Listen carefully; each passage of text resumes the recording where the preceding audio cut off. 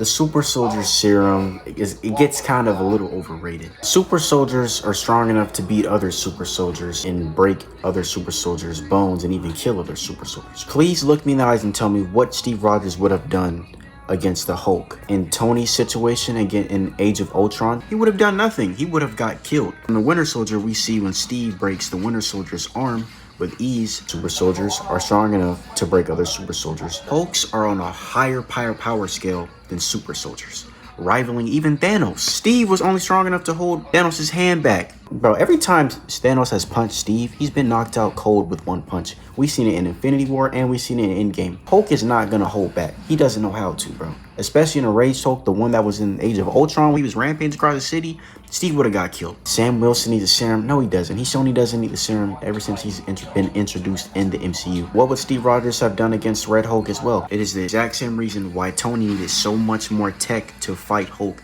in Age of Ultron.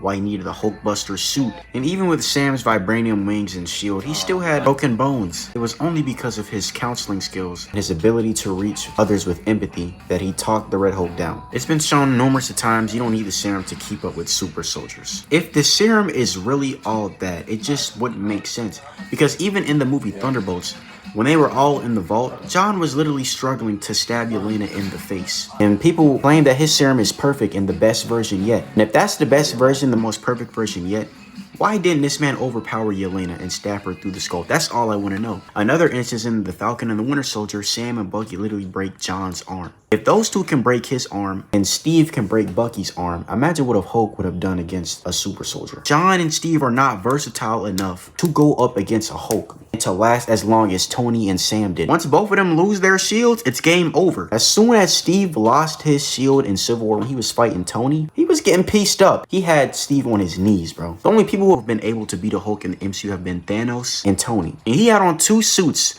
By the way, just because you have the serum doesn't mean you're a good fighter. You still have to have skill and IQ.